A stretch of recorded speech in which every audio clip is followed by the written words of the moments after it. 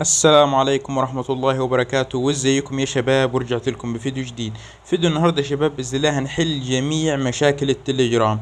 لو بيجيب لك يتم الاتصال هنحله، لو بيعلق معاك، لو مش بيرضى ينزل الصور، لو بياكل انترنت كتير، لو بيوقف، لو مش بيرضى يبعت رسائل. بص، بإذن الله واحد أحد مش هتطلع من الفيديو ده إلا وإنت حلل جميع مشاكل التليجرام.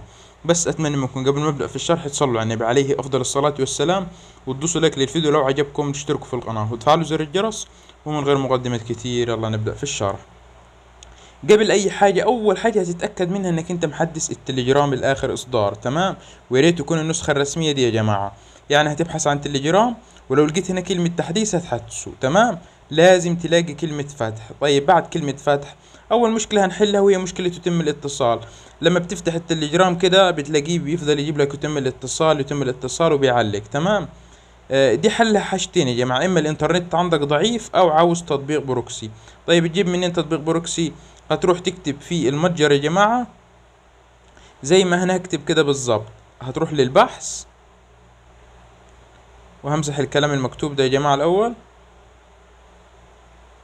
وهكتب ديب روكسي اهو،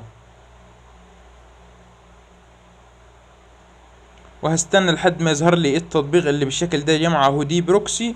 وهتنزله وهتفتح منه اي بروكسي، وباذن الله هيفتح معاك مباشرة، تمام؟ التطبيق ده شرحته كذا مرة على القناة، فمش مستاهل انزله واشرحه لكم تاني. كده احنا حلينا اول مشكلة وهي بتاعت يتم الاتصال، تمام؟ بعد كده هنحل مشكلة بطء التطبيق، او مثلا بيعلق معاك او مش بيرضى يبعت رسالة وده كله.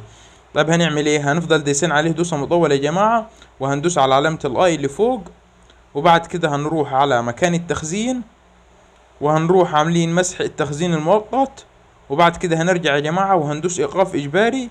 وبعد كده هنروح مدينه جميع الصلاحيات اللي محتاجها، هو هتديله كل الصلاحيات هنا، تمام؟ بعد كده هنرجع وهنروح فاتحين التطبيق من البداية، وهندوس الثلاث شرط اللي فوق، وهنروح رايحين للاعدادات، وبعد كده البيانات والتخزين. ولازم لازم لازم يا جماعة تروح قافل ده كله ده هتلاقيه شغال، هتروح قافله، تمام؟ وهتقفل ده اهو كله ده، وحفظ المعرض ده كله اهو، كله ده يتقفل، تمام؟ واستخدام بيانات اتصال اقل هتدوس دائما، تمام؟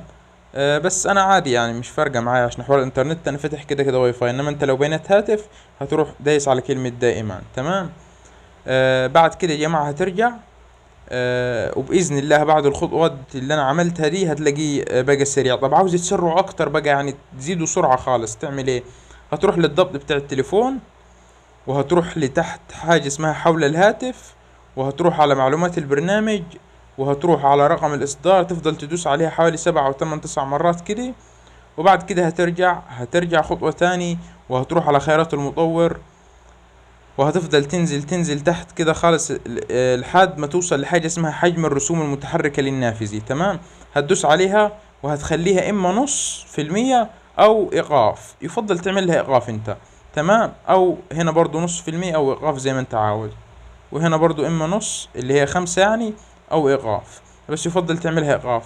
وبإذن الله بعد ما تعمل جميع الخطوات اللي أنا قلت لك عليها دي هتلاحظ في تغير رهيب جدا في سرعة التليجرام عندك.